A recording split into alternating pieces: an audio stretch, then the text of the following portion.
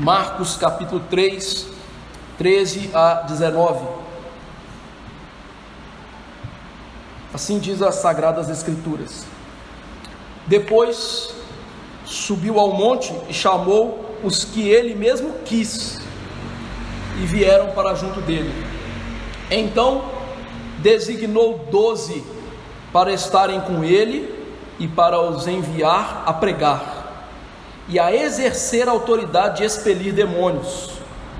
Eis os 12 que designou: Simão, a quem acrescentou o nome de Pedro, Tiago, filho de Zebedeu, e João, seu irmão, os quais deu o nome de Boanerges, que quer dizer filhos do trovão, André, Filipe, Bartolomeu, Mateus, Tomé, Tiago, filho de Alfeu, Tadeu, Simão o Zelote e Judas Iscariotes, que foi quem o traiu. Vamos orar. Nosso Deus e Pai, nosso Salvador, estamos diante das Escrituras. Já fomos abençoados, ó Pai, com o sacramento do batismo, figurando o novo nascimento, a nossa união com Cristo, a morte para pecados. Mas agora vamos ouvir a palavra da salvação, sem a qual não há fé verdadeira.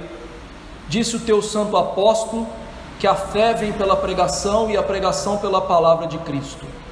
Sendo assim, ajude-me agora a expor a palavra de Jesus, das Escrituras, e que ao expor o próprio Cristo, por meio do teu Espírito Santo, fale ao coração dos teus eleitos, gerando neles fé salvífica, fé para a salvação. Que o Senhor dê graça, que esta pregação lhe seja para a tua glória, não a nós, Senhor, mas a ti seja a honra, a glória e o louvor. Que o Senhor perdoe os nossos pecados e abra os olhos espirituais do nosso coração, para que entendamos a palavra da verdade, sejamos confrontados dos nossos pecados e sejamos salvos pelo Senhor e Salvador Jesus Cristo. É no nome dele que oramos. Amém. Queridos, nós estamos expondo o Evangelho do Senhor segundo a narrativa de Marcos já há algum tempo, verso por verso. E como tenho ensinado a igreja do Senhor que aqui se reúne, Marcos escreve esse Evangelho aos gentios, romanos, pessoas que não nasceram no povo de Deus, que não eram descendentes de Abraão, Isaque e Jacó. E Deus, por meio de Marcos, queria lhes ensinar 3 coisas fundamentais, sem as quais nós não podemos ser cristãos. Através desse Evangelho ele queria ensinar quem é Jesus, o que Jesus veio fazer e como eu posso seguir a Jesus. Desde o primeiro versículo desse Evangelho, Marcos já começa a nos ensinar quem é Jesus. O verso 1 do capítulo 1 deste Evangelho é princípio do Evangelho de Jesus Cristo, Filho de Deus. Marcos, logo no princípio, já quer mostrar aos seus leitores e a nós hoje que lemos as Sagradas Letras, que Jesus não é um ser humano como qualquer outro. Pelo contrário, Jesus é o Filho de Deus que fez-se carne e veio salvar o seu povo. Marcos prova isso através destes capítulos que expomos, mostrando que Jesus tinha algo que só Deus podia fazer: perdão de pecados. Somente Jesus perdoa pecados. Eu sei que alguns hoje em diversas igrejas vão arrogar no direito de perdoar pecados, mas Marcos nos mostra que Jesus era Deus por causa desse direito dele de perdoar pecados. Marcos também mostra que Jesus era Deus porque ele era o Senhor do sábado, ou seja, ele era o Senhor da criação. Cristo foi o agente da criação de Deus. Depois Marcos nos mostra que Jesus era o Salvador misericordioso do seu povo. nestes versos também que já expomos, Marcos havia ensinado que a função de Jesus principal era dupla. Primeiro, a pregação do Evangelho. Em Marcos 1,38, nós vemos Jesus sendo procurado para muitas curas, e o próprio Jesus disse que a sua principal função não era ficar curando pessoas, mas era pregar o Evangelho da salvação. E em segundo lugar, Marcos nos mostra que a função de Jesus era trazer o perdão de pecados, pois ninguém mais poderia perdoar-se ou perdoar pessoas para a sua salvação, somente Jesus podia fazer isso. E em terceiro lugar, Marcos mostrou que nós deveríamos seguir a Jesus através das Escrituras, não como os líderes judeus dos seus dias, que seguiam regras inventadas pelos homens, mas através das regras das Escrituras, um princípio que a reforma protestante trouxe à tona, chamada sola escritura, ou seja, a única regra de fé e de prática dos discípulos de Jesus é a Escritura Sagrada, corretamente lida, corretamente interpretada e corretamente aplicada na vida das pessoas. Então, a maneira de seguir a Jesus é única e exclusivamente pela Bíblia, somente a Bíblia, e não por regras de homens, sejam esses padres, papas, pastores, gurus, não importa, é a Bíblia que manda no crente. E no último sermão, nós vimos que Jesus estava sendo seguido por uma grande multidão.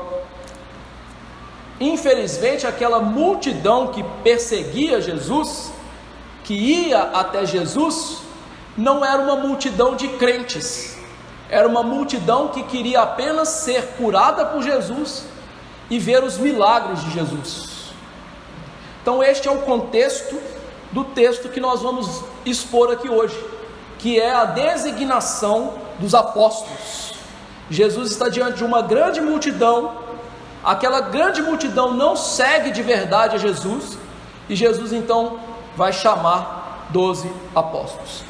Então, este texto que nós temos em nossa mão, Marcos 3, 13 a 19, tem a seguinte ideia, ou seja, a mensagem principal é: Jesus escolhe o novo Israel e a sua liderança. Jesus escolhe o novo Israel e a sua liderança. Veja que o verso 13 diz: depois Jesus subiu ao monte e chamou os que ele mesmo quis e vieram para junto dele. Marcos aqui está fazendo uma transição entre o que estava acontecendo antes, o evento anterior que ele havia narrado, e agora o que vai acontecer.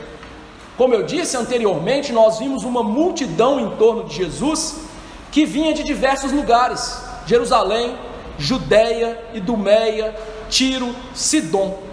Mas havia um grande detalhe: aquela grande multidão que vinha até Jesus, vinha com interesses pessoais que não eram sobre salvação.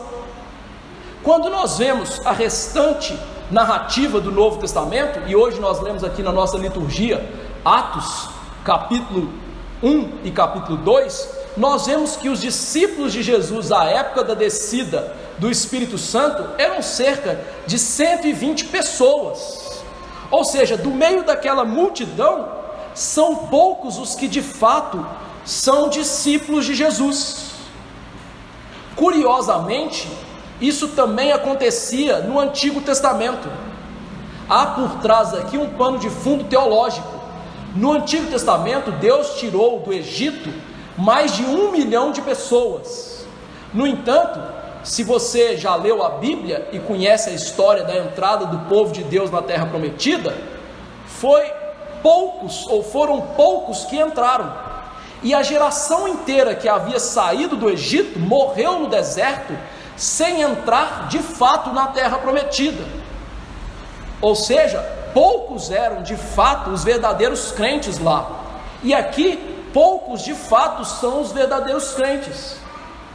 Infelizmente, este contexto teológico e espiritual que nós estamos vendo aqui é o contexto teológico e espiritual das igrejas dos nossos dias, poucas são as igrejas e poucas são as pessoas dentro dessas igrejas que buscam Jesus porque Jesus é Deus e porque Jesus tem que ser seguido e ser alguém honrado e glorificado nas suas vidas. O que temos visto nas igrejas dos nossos dias é muito parecido com essa multidão. Nas igrejas dos nossos dias nós vemos pastores pregando um falso evangelho de curas, de milagres, mas vemos poucos pregando o verdadeiro evangelho de pessoas que precisam se arrepender dos seus pecados, porque senão serão lançadas no inferno por causa da ira de Deus. Poucas são as pessoas também nas igrejas que têm as frequentado porque amam a Jesus e sabem que sem Jesus Cristo não há salvação de pecados, e que portanto devem seguir a Jesus de maneira sensata, justa, piedosa. É notório então que Marcos nos apresenta esse contexto, mostrando que a subida do monte de Jesus aqui, para chamar os seus discípulos, para chamar os seus apóstolos, está num contexto de uma multidão que não segue Jesus, não ama Jesus, não quer saber de Jesus. E veja então que Marcos relata que Jesus subiu o monte e chamou para si aqueles que ele quis chamar. Em primeiro lugar, a chamada desses 12 discípulos que são apóstolos foi uma resposta de oração do próprio Cristo e dos discípulos. No Evangelho do Senhor segundo Lucas, capítulo 10, verso 2, este mesmo texto é narrado e Jesus acabou de dizer para eles o seguinte: a seara é grande, mas os trabalhadores são poucos. Rogai, pois, ao Senhor da seara que mande trabalhadores para a sua seara, para a sua obra.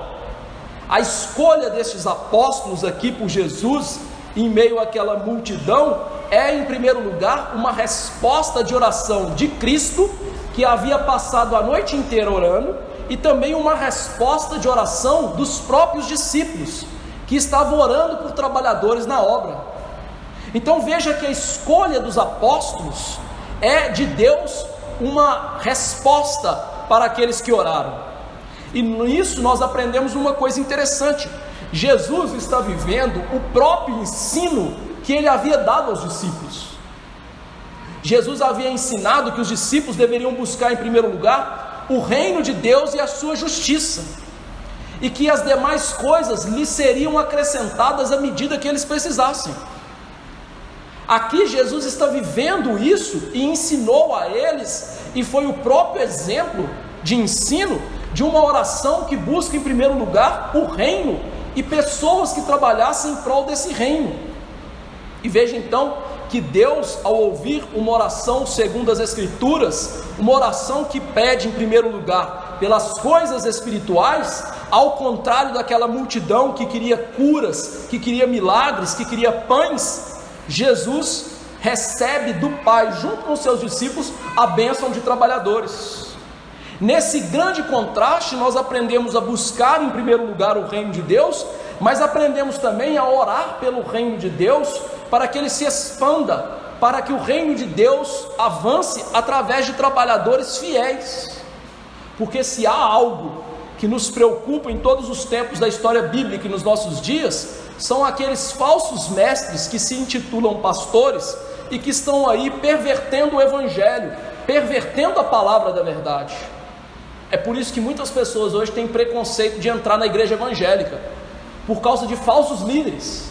E Deus nos ensina então a orar em prol de verdadeiros líderes, de pessoas que amem a Cristo, que são chamados por Cristo para trabalhar na obra de Cristo, segundo a palavra de Cristo. Em segundo lugar, você deve observar que a escolha de Jesus é uma escolha soberana. A multidão estava ali apinhada, Jesus sobe ao monte e diz Marcos, ele escolheu os que ele mesmo quis. A escolha de Jesus aqui de líderes salienta a escolha soberana de Jesus. Deus escolheu os que ele quis. Não foi a vontade do povo que prevaleceu, não foi uma campanha publicitária daquelas pessoas, nada do desejo do homem. Ele escolheu os que ele mesmo quis. A vontade de Deus prevaleceu. Nada forçou Jesus, nem mesmo aquela grande multidão o coagiu a agir segundo os interesses dos homens. A escolha de Jesus foi livre, porque Deus é o único que é verdadeiramente livre e faz as suas escolhas, traça os seus caminhos sem ser coagido e pressionado por nada. Nós, seres humanos, somos seres circunstanciais. As circunstâncias nos abatem, nos afetam e moldam nossas escolhas. A nossa natureza atrapalha as escolhas, mas Deus é completamente livre. E aqui Jesus, como Deus que é, diz que Ele escolheu os discípulos segundo Ele mesmo quis. E meus irmãos, isso traz uma importante mensagem evangélica, muito pouco pregadas nas nossas igrejas hoje.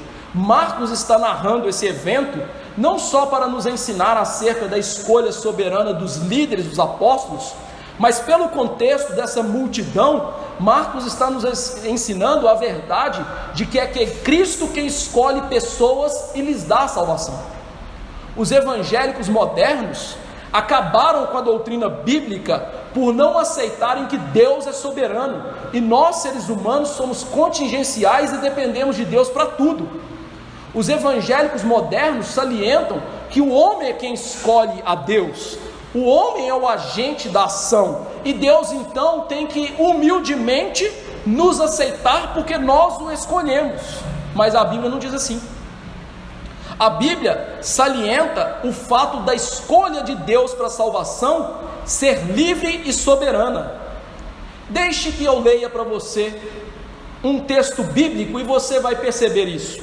Paulo diz em Efésios 1, 3 a 6 o seguinte: bendito Deus e Pai de nosso Senhor Jesus Cristo, que nos tem abençoado com toda sorte de bênção espiritual nas regiões celestiais em Cristo, assim como nos escolheu nele, ou seja, em Cristo, antes da fundação do mundo, ou seja, antes que existisse qualquer mundo, para sermos santos e irrepreensíveis perante ele, e em amor nos predestinou para ele, para a adoção de filhos, ou seja, para a gente ser filho de Deus, por meio de Jesus, segundo o beneplácito da sua vontade, ou seja, segundo a pura vontade de Deus.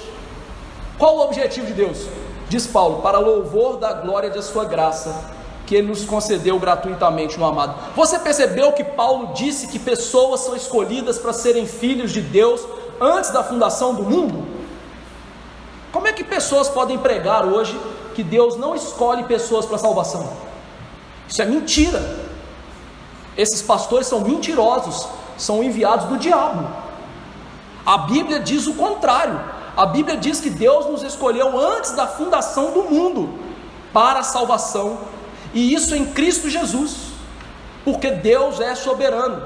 Se você escolhe a sua salvação e Deus tem que aceitar, você é Deus e Ele é submisso. Mas se você é escolhido por Deus e você então recebe a salvação de Deus, Ele é Deus e você é a criatura. E como se não bastasse, a Bíblia vai nos dar um caso concreto dessa escolha soberana de Deus, lá em Romanos 9, 11 a 16. Preste atenção: e ainda não eram os gêmeos nascidos, nem têm praticado o bem ou o mal, para que o propósito de Deus quanto à eleição prevalecesse, não por obras, mas por aquele que chama. Já fora dito a ela: o mais velho será servo do mais moço, como está escrito: amei Jacó, porém aborreci Esaú. Que diremos, pois? A injustiça da parte de Deus? De modo nenhum, pois ele diz a Moisés: terei misericórdia de quem me aprouver ter misericórdia, vou me compadecer de quem me aprouver ter compaixão. Assim, pois, não depende de quem quer ou de quem corre, mas de Deus usar a sua misericórdia. Sabe o que Paulo está falando? Paulo está falando assim para a gente: pega a máquina do tempo e vão voltar lá para o Antigo Testamento, e eu vou provar que Deus é quem escolhe a gente para a salvação.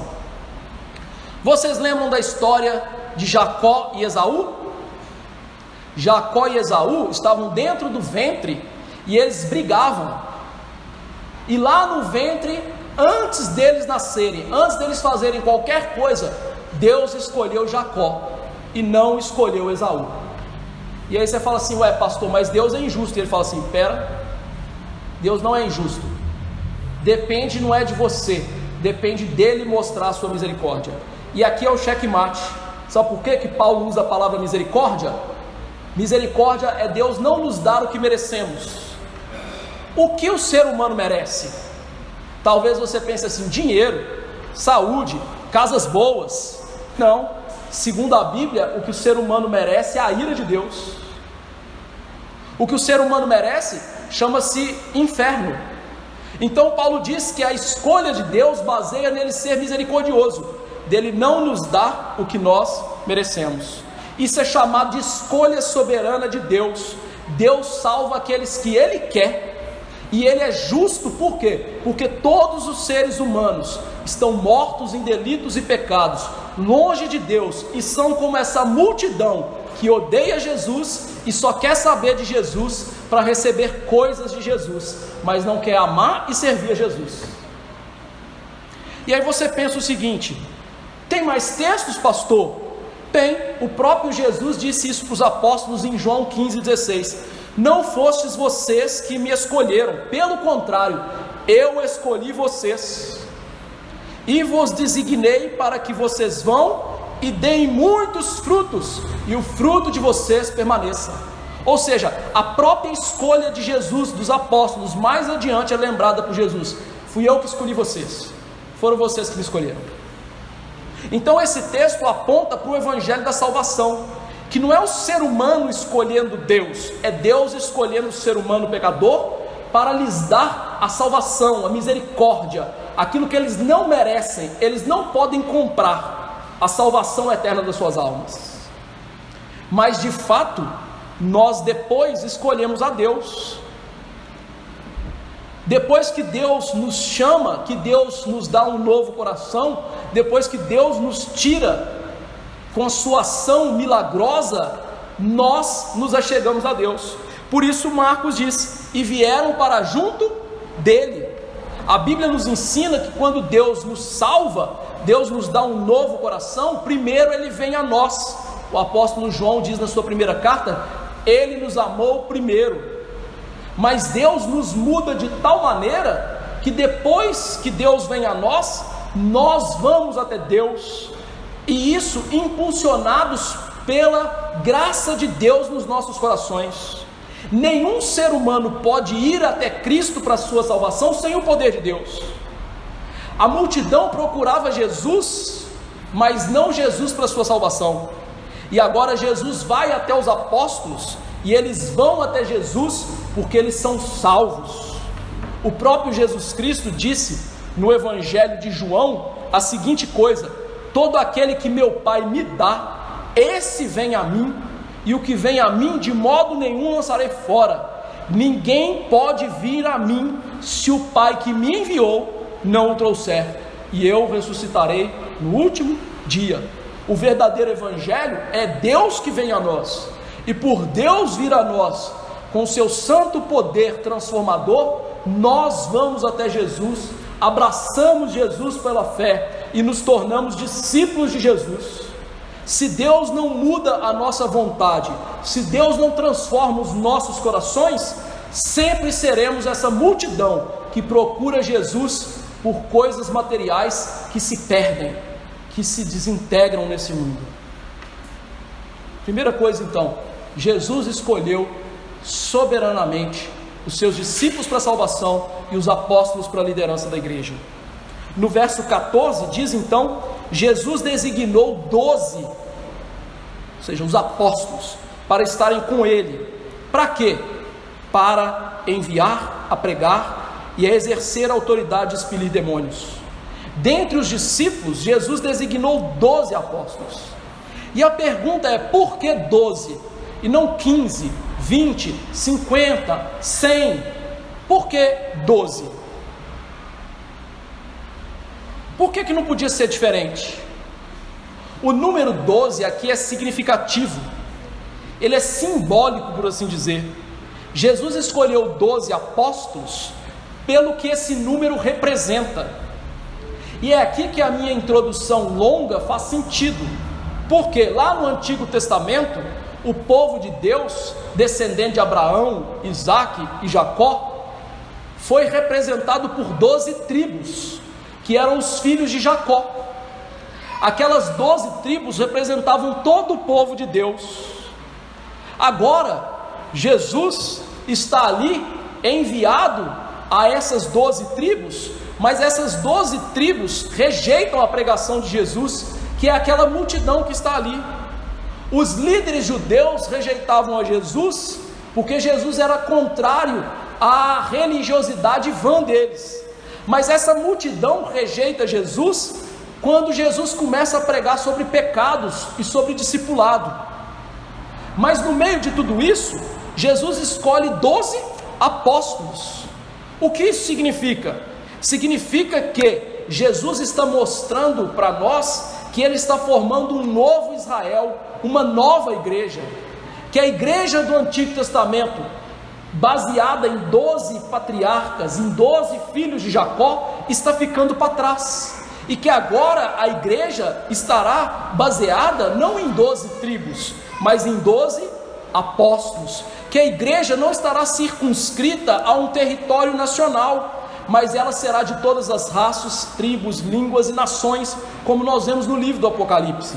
Os 12 apóstolos, então, representam a verdade de que a igreja é, no Novo Testamento, o Israel de Deus. Eu os convido, quem tem Bíblia, a abrir as Escrituras no livro de Gálatas. Livro de Gálatas, capítulo 6, verso 16. Paulo está escrevendo para uma igreja gentílica, e ele chama essa igreja gentílica de Israel de Deus. Gálatas 6,16. E a todos quantos andarem de conformidade com essa regra, ou seja, com o Evangelho, paz e misericórdia sejam sobre eles, sobre o Israel de Deus. Esse E aí é, ou seja, o Israel de Deus no grego. Ou seja, o que Paulo está dizendo é que a igreja que estava na Galácia, gentílica, era o verdadeiro Israel de Deus. Ou seja, a igreja do Senhor Jesus Cristo está fundamentada em 12 apóstolos, porque eles apresentam ou representam o Israel do Antigo Testamento, que agora é o Israel do Novo Testamento. Por isso nós lemos aqui Efésios 2, que diz que nós não somos mais estrangeiros, que Deus agora fez uma igreja baseada em judeus e gentios, e não pode haver agora judeu, gentio, bárbaro, cita, mulher, homem, enfim, agora na igreja são todos um em Cristo Jesus, edificados sobre os fundamentos dos apóstolos, e que a pedra angular é Jesus Cristo. E aí veja que coisa interessante, há algumas igrejas que tendenciosamente e espuriamente afirmam que Pedro é a pedra angular. Pelo contrário, Paulo acabou de dizer em Efésios 2, 20, que eu citei aqui de cabeça, que Cristo é a pedra angular, e os apóstolos são o fundamento em cima da pedra de Cristo, em que a igreja se baseia. Portanto, a igreja está baseada na pedra que é Cristo e no fundamento dos apóstolos, que é o ensino autoritativo deles. Os apóstolos foram escolhidos por Jesus para ser o fundamento espiritual da igreja. A sua doutrina é a palavra de Deus que sustenta a igreja. Então, no texto, Jesus não está dando somente líderes para a igreja, Ele está formando um novo povo, baseado nas escrituras do Antigo e do Novo Testamento. 12 tribos, agora nós temos 12 apóstolos. Crentes agora creem na palavra dos profetas do Antigo Testamento e dos apóstolos do Novo Testamento, e se firmam na pedra que é Cristo. Fundamentam-se em uma doutrina apostólica dada por esses homens.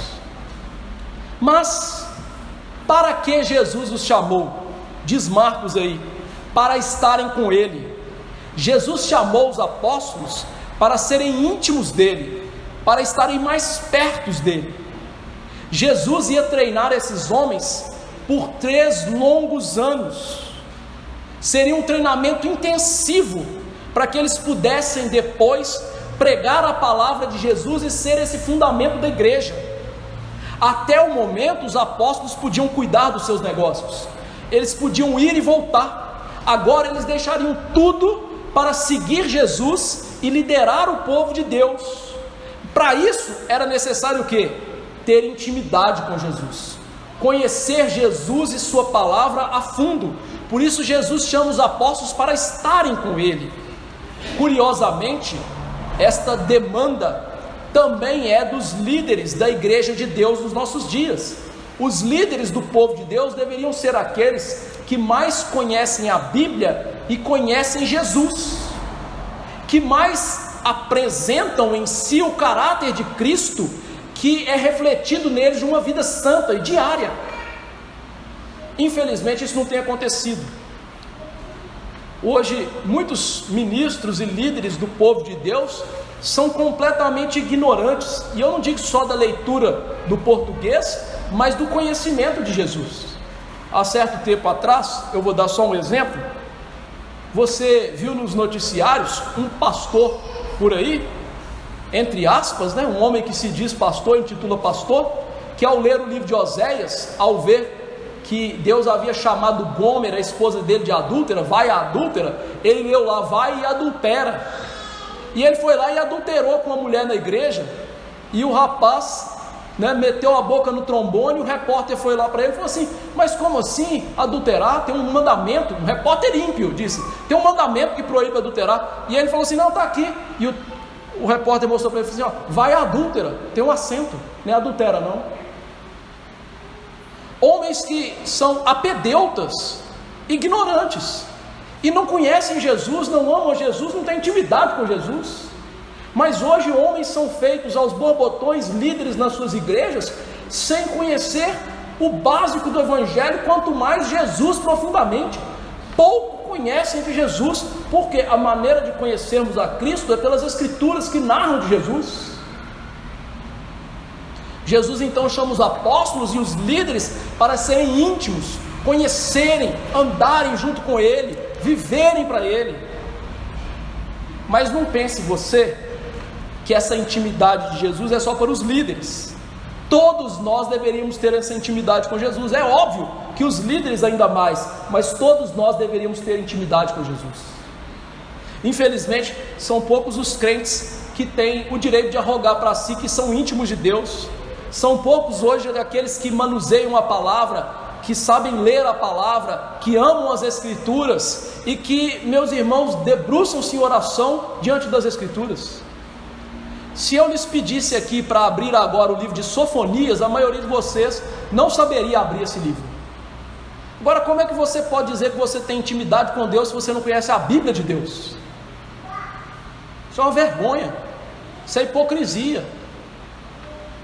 Deixe de ser hipócrita e deixe de se enganar. Conhecer a Deus e conhecer a Jesus passa por conhecer as Escrituras, que é a regra de fé e prática de todo ser humano. Mas veja então, que Jesus não chama só os apóstolos para conhecer, Ele chama para trabalhar. Diz aí o texto: para os enviar a pregar.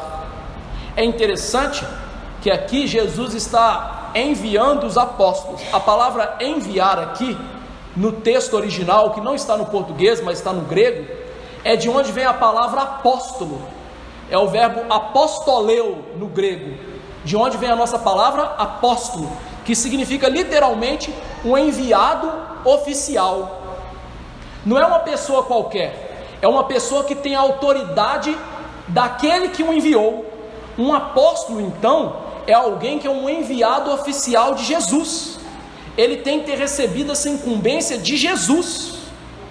Os apóstolos, eles eram representantes oficiais de Jesus, não eram quaisquer pessoas. Eles tinham uma autoridade ímpar na igreja, uma autoridade fundante da igreja. E veja que a primeira autoridade que Jesus deu a eles foi a autoridade de pregar. Jesus, no livro de Marcos, lá no capítulo 1, pregava com autoridade. Jesus agora chamou esses homens para pregar, E o que ele lhes dá para que eles preguem a palavra? Autoridade. Lhes torna apóstolos, enviados oficiais. Isso nos ensina que pregação, ela não é realizada por qualquer crente. A palavra pregar nesse texto, ela é usada nas Escrituras para a pregação somente dos ministros, daqueles que receberam autorização de Cristo por meio da igreja para a pregação. E veja que o nosso momento, é um momento tão doído que as pessoas acham que qualquer um pode pregar as Escrituras.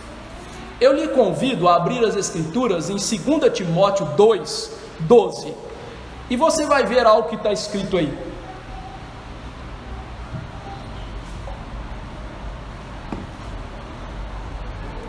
Primeira Timóteo 2, 12, diz assim, Paulo: e não permito que a mulher ensine, o ensine aqui é pregar, igualzinho lá, nem exerça autoridade de homem, esteja porém em silêncio na igreja. Ou seja, pastor, isso é machismo. Não, isso é o Espírito Santo inspirado que disse isso para Paulo, e Paulo escreveu isso aqui na Bíblia. Se isso aqui é Bíblia, isso é palavra de Deus. Se você está chamando Paulo de machista, você está chamando Deus de machista. Cuidado. Ou seja, a pregação, ela não pode ser exercida por qualquer pessoa. Pregação é algo autorizado. Nós confundimos as coisas. Evangelizar e discipular são coisas diferentes de pregação.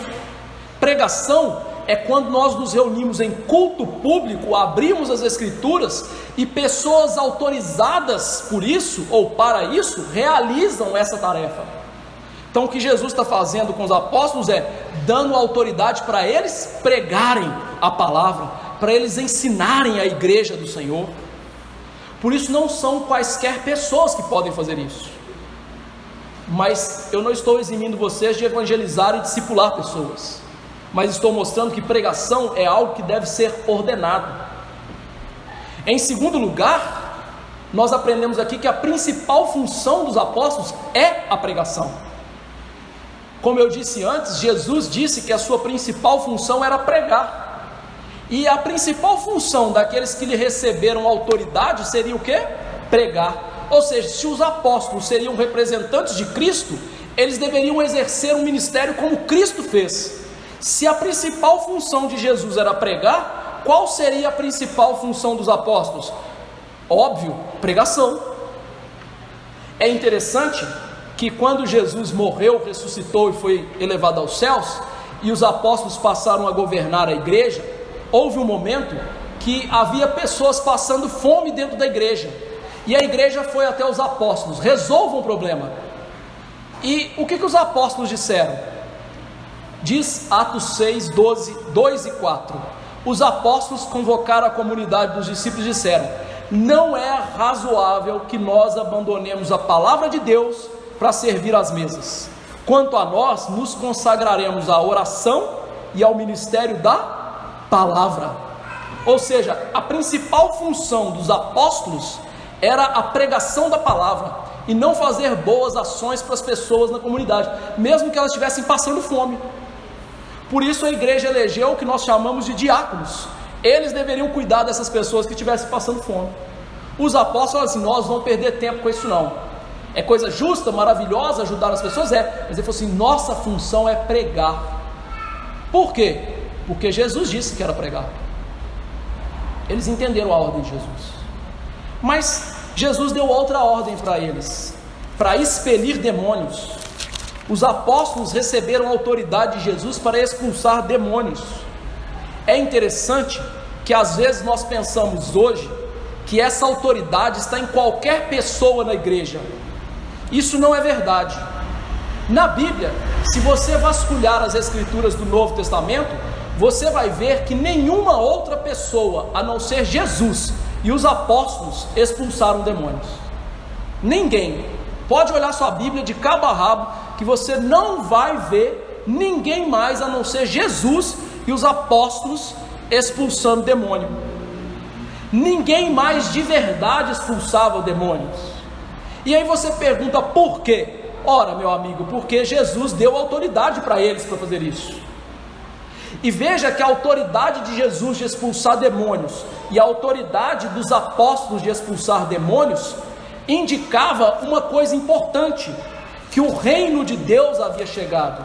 O texto que nós vamos ver na semana que vem, Jesus vai dizer que se ele expulsava demônios, era uma clara confirmação de que o reino de Deus estava presente. A expulsão de demônios você não as encontra no Antigo Testamento, porque ele é um sinal messiânico. E veja que a Bíblia diz que em outros lugares, qualquer pessoa, tirando o colégio apostólico, que tentou expulsar demônios, se deu muito mal. A Bíblia faz questão de narrar um caso assim. Atos 19, 13 a 15, está na sua Bíblia, não está sendo inventado por mim não, igual falsos pastores inventam hoje que pode expulsar demônio. Diz o seguinte: alguns judeus exorcistas ambulantes tentaram invocar o nome do Senhor Jesus sobre espíritos malignos, dizendo: esconjuro-vos por Jesus a quem Paulo prega. Os que faziam isso eram 7 filhos de um judeu chamado Seva, sumo sacerdote. O espírito maligno respondeu: conheço a Jesus e sei quem é Paulo, e vós, quem sois? E o texto diz que os demônios encheram aquele povo de pancada. Por quê? Porque eles não eram apóstolos. A expulsão de demônios era um sinal claro de que os apóstolos eram enviados verdadeiros de Jesus. O texto de Marcos não nos relata, mas Mateus nos diz que os apóstolos também receberam uma autoridade espiritual e única para a cura. Os apóstolos receberam um poder de Deus especial que atuava neles, que não existe mais hoje, que eles podiam curar as pessoas, e não era através de oração, era através de ordem. Hoje nós podemos orar para uma pessoa que está acometida com câncer e Deus lhe salvar, mas os apóstolos não precisavam de pedir a Deus, eles mandavam. E veja que na mesma hora aquelas pessoas eram curadas, e às vezes não era necessário nem que eles mandassem. Nós temos textos de Atos que diz que as pessoas pegavam nas vestes de Paulo e eram curadas, assim como uma mulher que tocou Jesus e foi curado. Diz o texto de Atos 19, 11 e 12, continuação lá dos judeus que tentaram expulsar demônios, e Lucas está realmente mostrando, aquelas pessoas não eram apóstolos, Paulo é. Diz o seguinte: Deus pelas mãos de Paulo fazia milagres extraordinários, a ponto de levarem aos enfermos lenços e aventais do seu uso pessoal, diante dos quais as enfermidades fugiam das suas vítimas, e os espíritos malignos se retiravam. Ou seja, apóstolos. E talvez você ainda esteja em dúvida. Eu quero lhe mostrar que quem fazia isso no livro de Atos eram só os apóstolos. Atos 2,43 diz: em cada alma havia temor, muitos prodígios e sinais eram feitos por intermédio dos apóstolos. Atos 5,12, muitos sinais e prodígios eram feitos entre o povo pelas mãos dos apóstolos. Percebe? Todas as vezes, com exceção de duas, Estevão e Filipe, e só 2 vezes fizeram sinais. Sempre que a Bíblia fala de expulsão de demônios e cura miraculosa, é através dos apóstolos. O que nós aprendemos então com isso? Primeiro, o motivo de ser os apóstolos. Nós lemos hoje Hebreus 2, 4, que eu sei que alguns chegaram depois, então eu vou ler de novo. Diz o seguinte: dando Deus testemunho juntamente com eles, está falando dos apóstolos, por sinais, prodígios e vários milagres e por distribuições do Espírito Santo, segundo a sua vontade. O autor de Hebreus está mostrando que o motivo dos apóstolos fazerem sinais é porque a palavra de Deus continuava sendo pregada por eles, que a igreja continuava sendo fundada no Novo Testamento por eles. Ou seja, só os apóstolos faziam sinais porque Deus, através daquilo, dava uma clara confirmação que mesmo que Jesus estivesse no céu, Jesus estava na terra, não fisicamente, mas espiritualmente, fundando a sua igreja por meio dos apóstolos. O motivo então era uma confirmação: a igreja continua, a palavra continua, Cristo continua. Por isso o livro de Atos é chamado de Atos dos Apóstolos. ou atos de Jesus por meio dos apóstolos, como o próprio Lucas narra na introdução do livro. Em segundo lugar, o que a gente aprende com isso? Não tem mais apóstolos. A consequência lógica é essa: os apóstolos possuíam dons que nós não temos. Eu desafio qualquer mentiroso, embusteiro, desgraçado a chegar num hospital de câncer e curar pessoas do seu câncer e falar assim: levanta e anda. Eu os desafio. Ah, pastor, não aconteceu porque não tinha fé. Ora, Paulo ressuscitou um homem. Que fé o homem que estava morto tinha? É só usar o tico e o teco que Deus te deu para você pensar. Ou seja, querido, não existem apóstolos porque não tem ninguém mais com esses dons. Além disso, os critérios para ser apóstolos na Bíblia são o seguinte: Atos 1, 21 e 22. É necessário, pois, escolha de Matias, o apóstolo que substituiu Judas.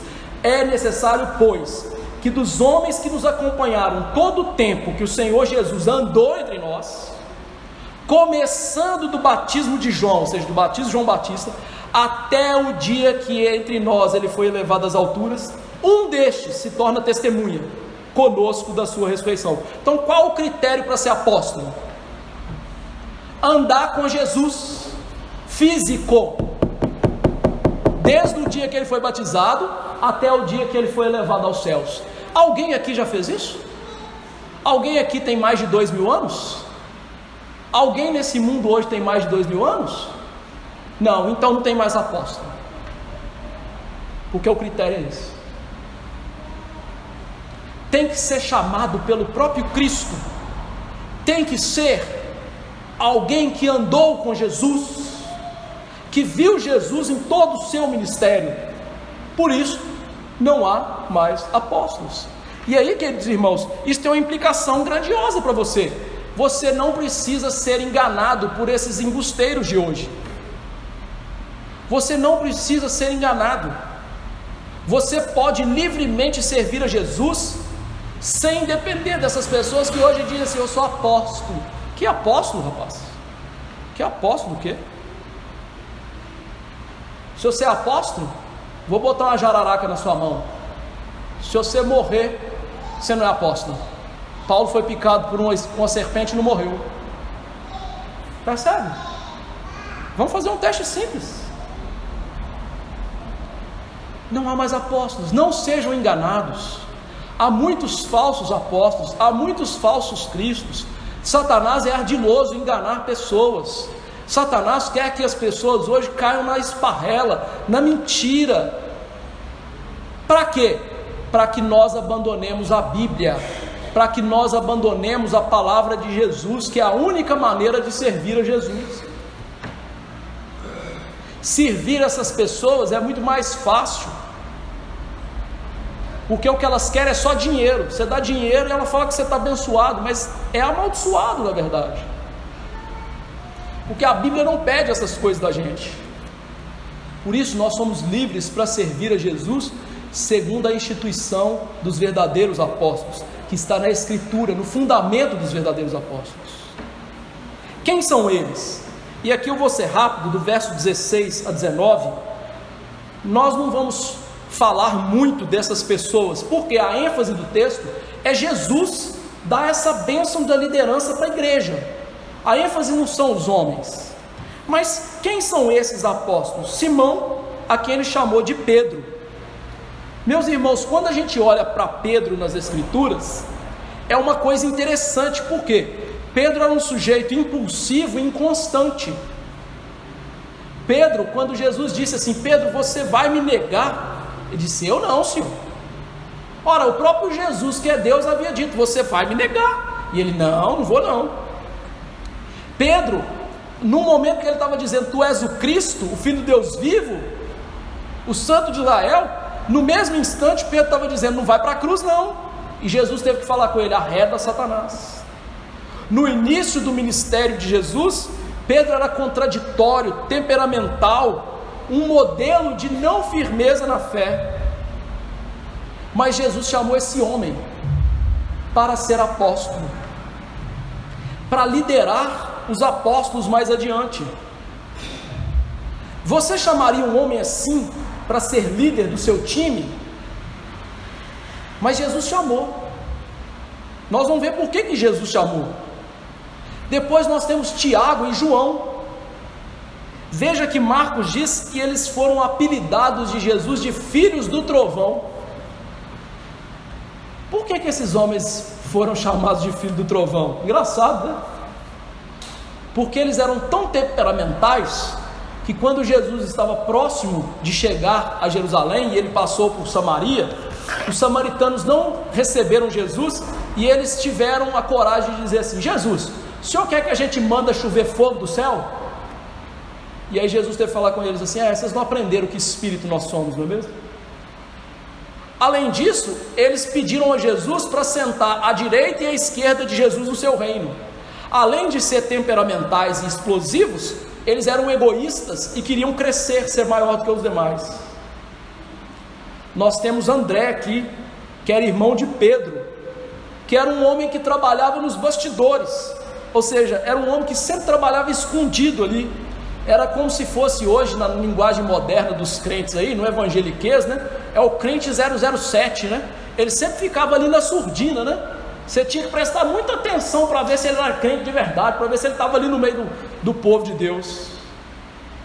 Filipe, meus irmãos, foi um homem de pouco entendimento espiritual, cético.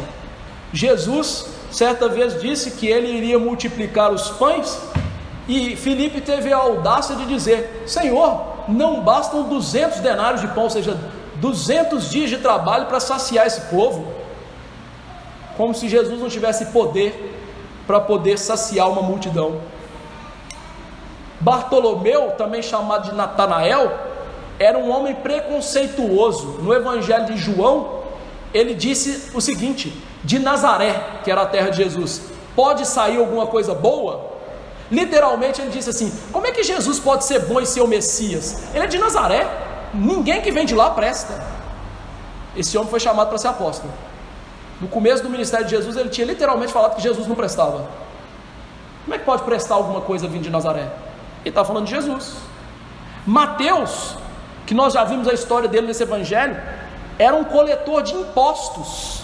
Esse homem era um ladrão e trabalhava para os romanos. Então ele era um traidor do povo de Deus e roubava o povo de Deus com seus impostos. Tomé, como nós já bem conhecemos a história dele, né? Mesmo aqueles que não têm muita intimidade com a Bíblia, já ouviu falar de São Tomé. São Tomé não creu na ressurreição de Jesus. Os discípulos falaram assim: Jesus ressuscitou. Ele disse: meu amigo, se eu não colocar a mão em Jesus, eu não acredito não. Jesus tinha ressuscitado. Um incrédulo. Tiago, filho de Alfeu e Tadeu, o que nós sabemos sobre ele? Nada. A Bíblia não fala nada sobre eles. Nós só sabemos que eles eram apóstolos e, portanto, pregavam, expulsavam o demônio e curavam, mas ninguém sabe nada deles. Simão Zelote, e aqui é algo interessante, por quê? Se nós temos Mateus, que era o traidor, que vendia o povo de Deus por dinheiro, Simão Zelote era da seita do judaísmo mais extremista. Eles eram tão nacionalistas que eles defendiam lutar contra Roma armadamente e matar os romanos para livrar Israel. Era o equivalente hoje, né, a essas pessoas aí que colocam bombas ao redor de si, né, para explodir, para pregar a religião. Zelote eram esses tipos de pessoas.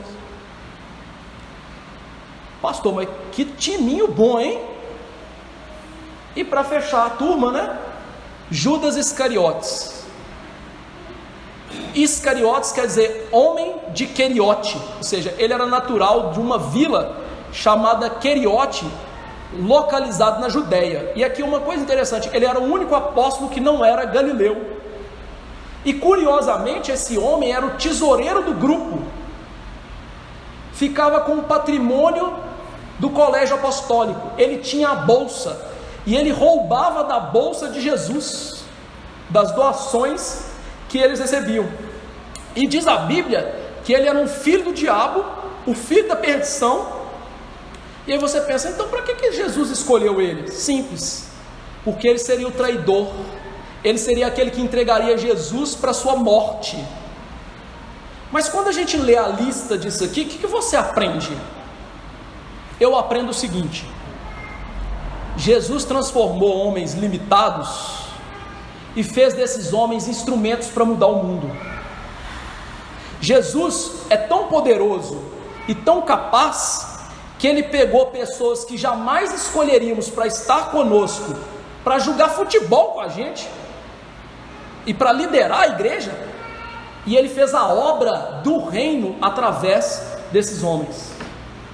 E nós tiramos lições espirituais lindíssimas com isso, porque você notou que nós temos apóstolos aqui que nós não temos nenhum feito deles relatados na Bíblia.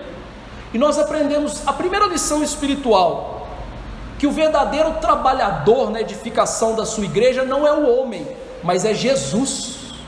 Jesus edifica a sua igreja usando o homem, mas quem edifica a sua igreja é Jesus. Se você olhar para esses homens aqui, jamais isso daria certo.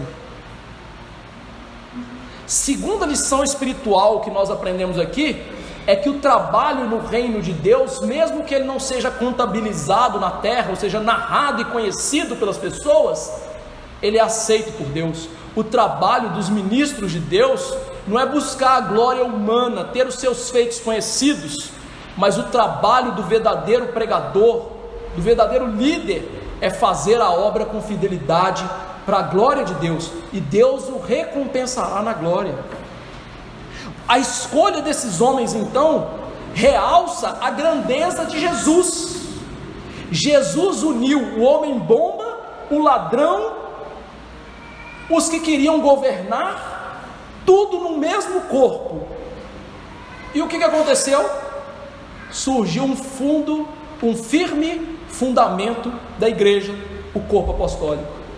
Jesus é capaz de fazer ao redor de si uma família de homens com comportamentos, temperamentos opostos, explosivos e até, meu amigo, recalcitrantes, até refratários, pessoas que deveriam ser expulsar um da presença do outro, porque Jesus tinha poder de transformar Pedro num medroso, de um impulsivo, num poderoso pregador, de um João e de um Tiago que queriam mandar fogo do céu, num apóstolo do amor e no primeiro mártir da igreja, de um Natanael que era cheio de preconceito, num pregador dos gentios, de um Mateus que era ladrão, para alguém que deixou tudo e foi para os mais longínquos lugares da terra pregar a palavra, de um zelote extremista a um discípulo piedoso,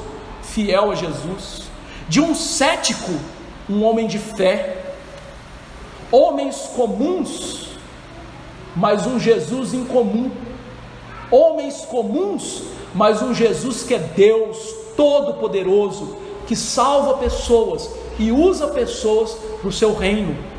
Essa é a mensagem. A mensagem não são os apóstolos, a mensagem é Jesus. Jesus é o centro. Como viver esse texto? Como eu disse, em primeiro lugar, tirando a exceção de Judas, todos os demais eram discípulos de Jesus. Isso nos dá uma importante lição em como escolher a liderança da igreja. Os líderes da igreja, antes de serem ordenados líderes, primeiro você tem que verificar: eles são crentes? Eles têm o Espírito Santo de Deus? E só depois que averiguarmos com cuidado se eles são crentes e têm o Espírito Santo de Deus, nós devemos averiguar se elas têm a capacidade ou as características morais para serem ordenados como trabalhadores da obra de Jesus. Os líderes da igreja de Deus não podem ser quaisquer pessoas. Elas têm que ter capacidades morais ilibadas, presentes na frente de todo mundo. A igreja dos nossos dias esqueceu isso. Quantos pastores, presbíteros, diáconos estão dando um péssimo testemunho diante do mundo de serem pessoas horríveis, serem pessoas não confiáveis, enquanto a Bíblia diz o seguinte, vou ler para você as qualificações para alguém ser um líder da igreja de Deus. É necessário que o bispo é a mesma coisa que presbítero, seja irrepreensível, ou seja, não tenha mácula de caráter, esposo de uma só mulher. Quantos pastores já casaram e recasaram por aí? Temperante, sóbrio, modesto. Pastores andando de jatinho para lá e para cá, né? Onde é que está a modéstia nisso?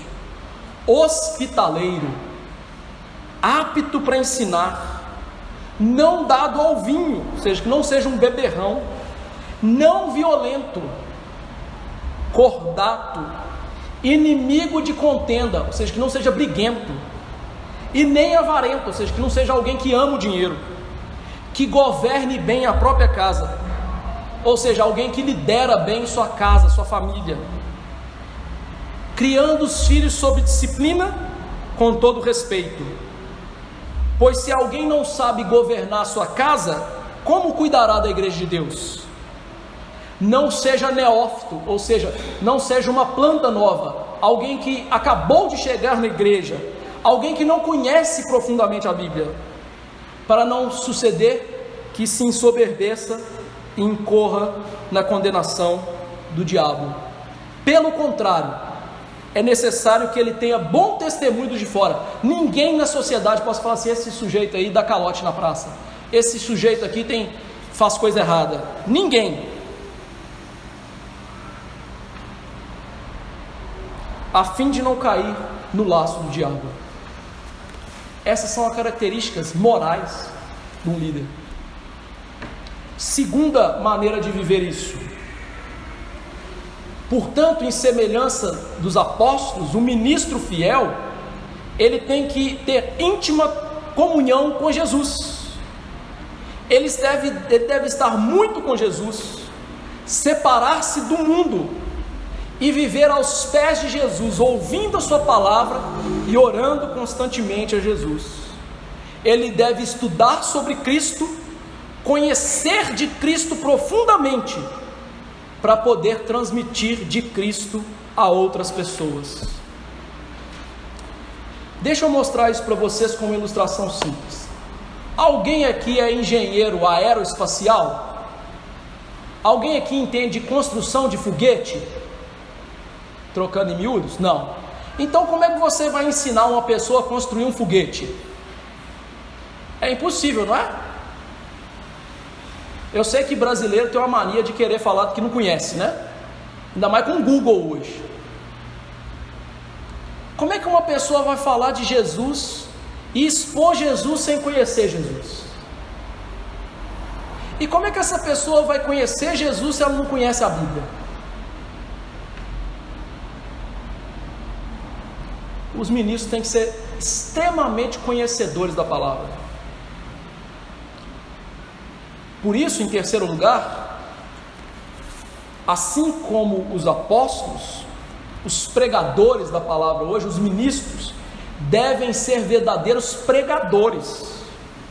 Hoje os pastores querem fazer muitas coisas nas igrejas, mas pouquíssimos são aqueles que estudam a Bíblia para ensinar a sua igreja. Você observou que eu citei por 2 vezes que a Bíblia não foi escrita no português, mas no grego e no Antigo Testamento em hebraico?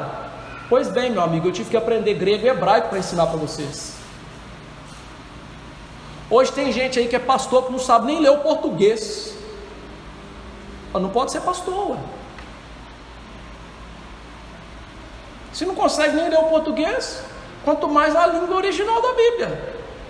E como é que vai esmiuçar o texto e pregar o texto? Hoje os pastores querem fazer muitas coisas, mas a principal tarefa deles, que eles deveriam gastar horas e horas por semana, que eram estudando para preparar a pregação da palavra, eles não fazem. Então qual que é a utilidade desses homens? Nenhuma. É igual um fogo que não esquenta, um farol que não ilumina. Qual a utilidade dessas coisas? Nenhuma. Qual a utilidade de um pastor que não estuda a Bíblia para pregar? Nenhuma. Do lado de Jesus. Mas tem muita utilidade na mão do diabo, porque fala muita besteira.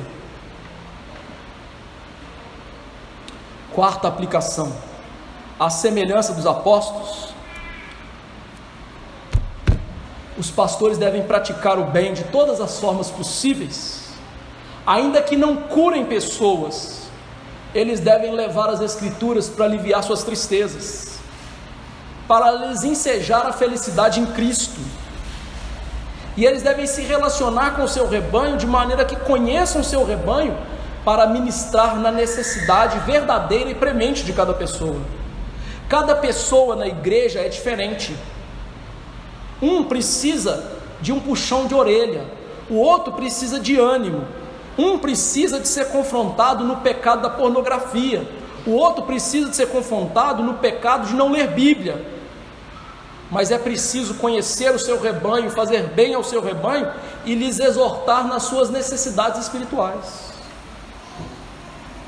Os verdadeiros pastores são assim. Quinta aplicação sobre os ministros fiéis: o ministro fiel deve fazer oposição à obra do diabo. Ainda que ele não seja chamado hoje a expelir demônios como os apóstolos, porque é eles que fizeram, hoje eles devem saber quais são as tendências que Satanás usa nos nossos dias para fazer mal à igreja. Nos nossos dias, nós temos visto, por exemplo, muitos cristãos tendentes à jogatina, gastando dinheiro nos jogos, cristãos vivendo no alcoolismo, cristãos profanando o dia de Cristo, que é o domingo, sem cultuar, cristãos se entregando aos impulsos sexuais pecaminosos. Cada geração, Satanás vai usar suas artimanhas. Os pastores têm que conhecer e ajudar os seus membros a conhecê-las e fugir delas. Sexta aplicação: todos nós devemos ter intimidade com Jesus. Você leu Bíblia hoje?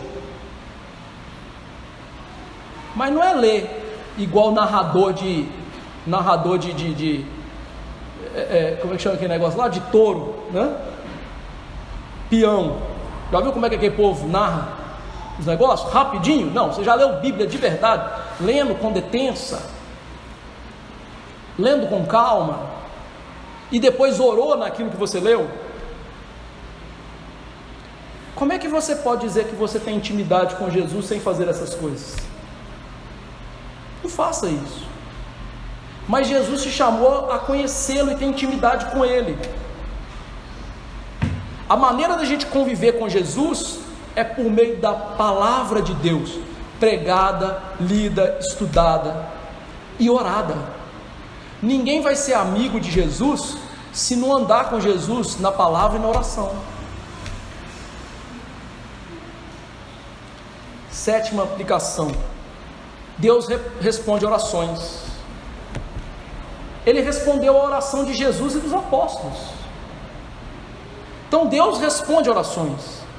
Mas pelo que deveríamos orar primeiro? Pela igreja, pelo reino. Curiosamente, as reuniões de oração das igrejas hoje é uma grande piada. As pessoas vêm na igreja: vamos orar. Ah, eu quero cura, eu quero que meu filho passe no vestibular, eu quero um emprego novo, eu quero que a minha, minha esposa pare de me xingar, eu quero isso, eu quero aquilo. Mas ninguém ora por missões, ninguém ora para Deus dar líderes para a igreja, ninguém ora para que Jesus alcance os seus eleitos nesse mundo. São essas coisas que deveriam ocupar primeiro lugar nas nossas orações. Veja então que Deus responde orações, mas nós não devemos ser egoístas, orando em primeiro lugar para as nossas coisas. Orar primeiro pelo reino de Deus. Foi assim que Jesus fez. Será que Jesus está errado? Acho que não, né? Então por que você faz diferente de Jesus e acha que você está certo? Eu acho que ele tem mais chance de estar certo, né? Então ore pelas coisas espirituais em primeiro lugar. Posso orar pelas outras coisas que você falou? É óbvio. Mas em primeiro lugar pelas coisas espirituais. Oitava aplicação. Devemos crer no Evangelho de Jesus, que chama pecadores para a salvação de maneira soberana. Talvez haja alguns de vocês aqui hoje que não são crentes. Como que você pode ser salvo? Tem que ouvir o Evangelho de Jesus, que fala para você que você é pecador e que o lugar que você está indo é para o inferno, e que não são todas as pessoas que são filhas de Deus, como muitos hoje mentirosos enganam as pessoas. João 1,12 diz que os filhos de Deus são aqueles que creem em Jesus. Os que creem em Jesus, o Jesus da Bíblia. Então você tem que saber hoje que você pode estar indo para o inferno, e que você não tem poder para te salvar, que o único que pode salvar você é Jesus, lhe dando fé nisso, que você é um pecador, e que o único que pode salvar é Jesus. Não existe nenhum outro caminho de salvação a não ser Jesus. Jesus disse: eu sou o caminho, a verdade, a vida. Ninguém vem ao Pai senão por mim. Não são todos os caminhos que levam a Deus, todos os caminhos levam para o inferno. O único caminho que leva a Deus e a salvação chama-se Jesus Cristo, e Ele lhe chama hoje para crer nele, confiar nele, viver para Ele, deixar os seus pecados. De outra sorte, você já está avisado qual será o seu destino final: um inferno de fogo, onde jamais você sairá. Quer ir para lá? Continue no seu caminho. Que Deus nos dê graça de não ir para lá. Vamos nos colocar de pé e orar.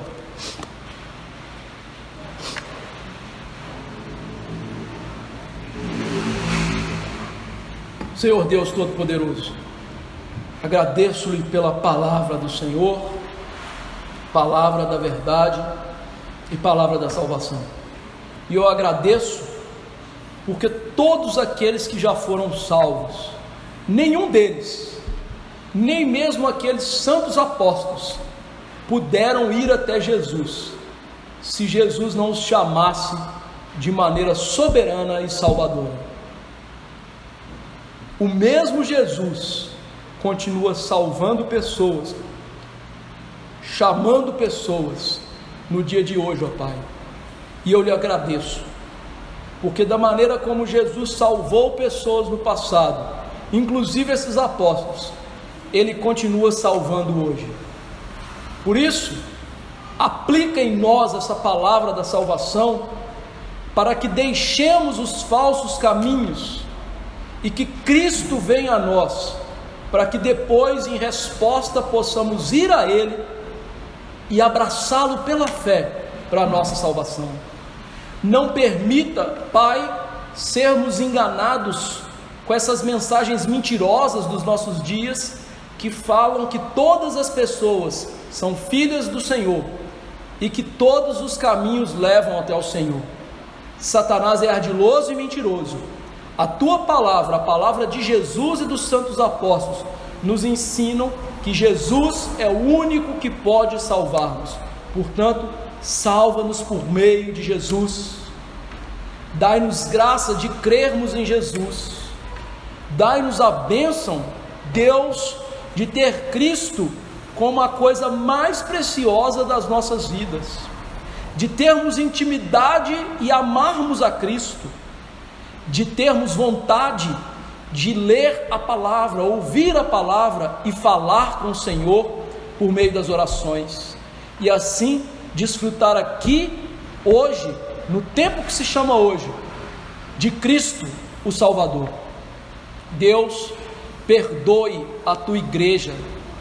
Tua igreja tem se desviado nos nossos dias. Muitos falsos apóstolos, muitos falsos dizendo que se assentaram na cadeira de Pedro. Ah, Deus, que vergonha é a tua igreja falar essas coisas contra as Escrituras. A palavra é a única regra. Por isso eu te imploro que, pelo poder do Senhor, a tua igreja se volte para a palavra, e nós deixemos de acreditar nesses enganadores que estão engodando pessoas e lançando-as no inferno com as suas palavras mentirosas. Abra os olhos da tua igreja para ver a verdade, para aprender da palavra de Jesus. Por isso eu quero te implorar, leva a Bíblia a ser o centro das igrejas de hoje, e consequentemente o centro das casas das pessoas que estão nas igrejas hoje, e o centro do coração e da vida de cada um daqueles que se dizem crentes, porque Jesus disse que se não fosse por Ele, até os eleitos seriam enganados, mas é somente pela Bíblia e por Jesus que nós não cairemos na esparrela de Satanás. Por isso nos dê graça, nos dê essa bênção, e que nos voltemos para o Teu Filho, para que um dia estejamos com Ele para todos sempre, no novo céu e nova terra, como disse o apóstolo João, e lá sim, vê-lo perfeitamente, podendo desfrutar dele perfeitamente. Fique conosco, eu te imploro, em nome de Jesus, amém. Que a graça do Senhor Jesus Cristo, o amor de Deus, o maravilhoso Pai, e a consolação eterna do Espírito Santo da promessa, estejam com os eleitos do Senhor hoje e para sempre, amém. Podemos assentar, queridos?